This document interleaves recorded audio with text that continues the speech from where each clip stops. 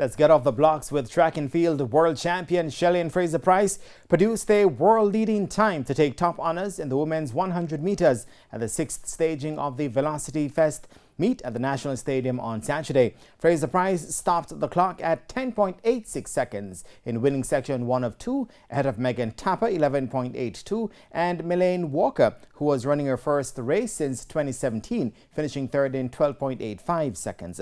Reigning Olympic champion Elaine Thompson ended second overall in the event, having won section 2 in 10.92. In the men's equivalent, Johan Blake crossed the line in 10.15 to top the field, with Ramon Barneswell second best on the day with 10.46.